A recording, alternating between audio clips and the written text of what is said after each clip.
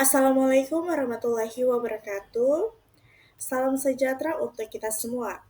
Pada video kali ini, saya akan membahas mengenai analisis pemanfaatan data. Saya membuat video ini guna untuk memenuhi tugas 1 mata kuliah pemodelan data lanjut yang diampu oleh Ibu Andi Ulfa Tenripada Sahar.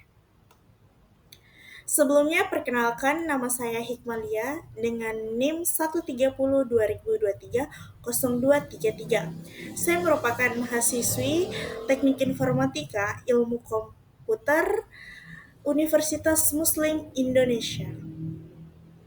Nah, pada video kali ini saya akan membahas mengenai analisis pemanfaatan data pada perusahaan e-commerce yang ada di Indonesia. Studi kasusnya yaitu Lazada Indonesia. Masuk pada pembahasan kita yang pertama. Perkembangan e-commerce di Indonesia semakin pesat seiring dengan meningkatnya penggunaan internet dan smartphone. Data ini menjadi aset penting yang dimanfaatkan oleh perusahaan digital untuk memahami pelanggan, menyusun strategi bisnis, dan meningkatkan layanan aplikasi. Lazada Indonesia menjadi salah satu perusahaan e-commerce terbesar di tanah air, mengelola jutaan data pelanggan setiap harinya, mulai dari data pribadi, transaksi, hingga perilaku bisnis. Nah, analisis ini akan membahas 3 aspek utama, yaitu jenis data yang dikumpulkan, cara pemanfaatan data, serta manfaat yang diperoleh pelanggan dari pengolahan data tersebut. Masuk pada jenis data yang dikumpulkan. Nah, sebagai salah satu perusahaan e-commerce terbesar di Indonesia, Lazada berpotensi dan beroperasi dengan sistem digital penuh. Setiap aktivitas penggunanya di platform Lazada akan menghasilkan data. Nah, jenis-jenis data apa yang dikumpulkan? Di sini ada 5. Yang pertama adalah data pribadi pengguna. Nah, data pribadi pengguna ini meliputi informasi dasar seperti nama, alamat, nomor telepon, email, dan preferensi bahasa. Nah, selain itu, data metode pembayaran juga sering digunakan. Misalnya, metode pembayaran menggunakan kartu kredit, e-wallet, atau transfer bank juga dicatat.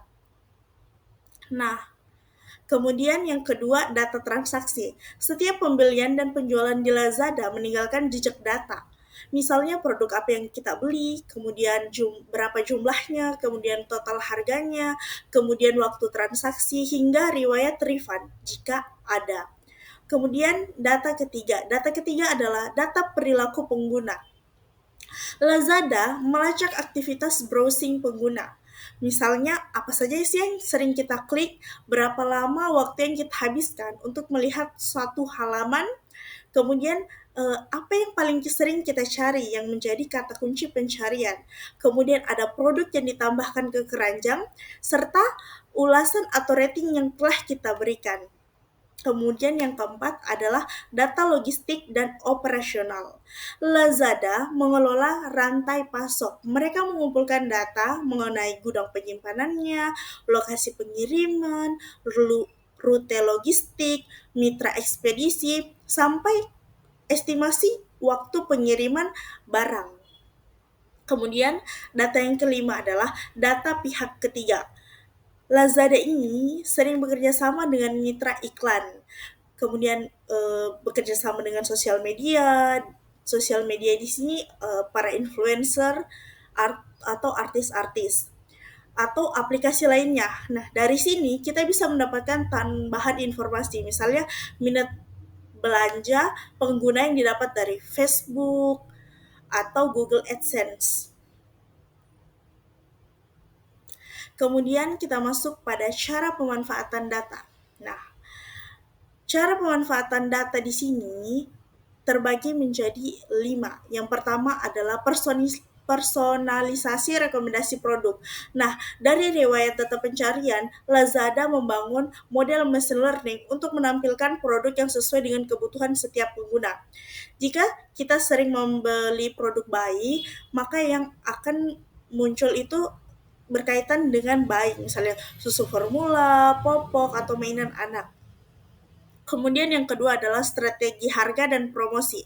Data transaksi digunakan untuk menganalisis pola belanja. Hasil ini akan membantu Lazada menentukan kapan waktu terbaik dia memberikan diskon kepada kita, sehingga menjadi lebih tepat sasaran.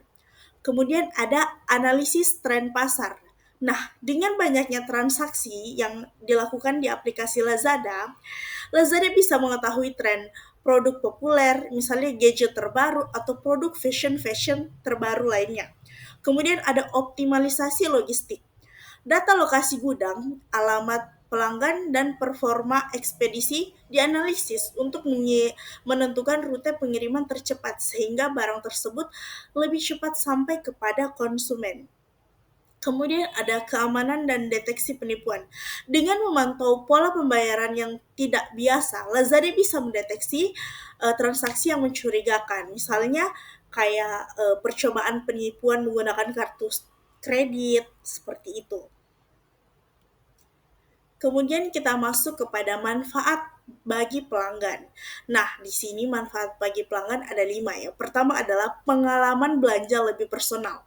Pelanggan tidak perlu mencari terlalu lama karena sistem telah menampilkan rekomendasi produk yang relevan dengan kebutuhan kita sebagai konsumen. Yang kedua adalah hemat waktu dan lebih praktis. Fitur seperti pencarian cepat, kategori produk yang relevan, dan saran otomatis membantu pelanggan menyelesaikan proses belanja hanya dalam beberapa klik saja. Kemudian harga dan promo lebih kompetitif. Nah, data analisis membuat Lazada mampu memberikan promo yang sesuai seperti diskon bagi para pengguna yang aktif. Kemudian ada transaksi lebih aman.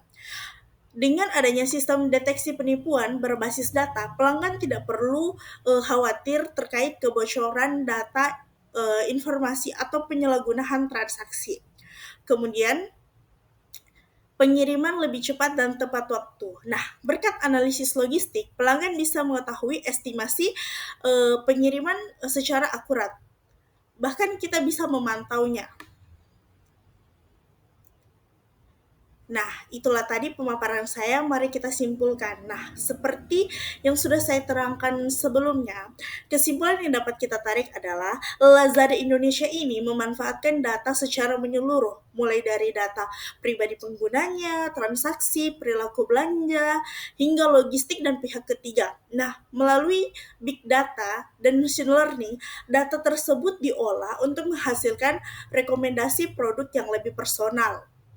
Kemudian menghasilkan strategi promosi yang tepat dan efisiensi dalam logistik, serta keamanan transaksi yang lebih baik. Nah, bagi pelanggan, hal ini memberikan pengalaman belanja yang lebih cepat, aman, dan efisien.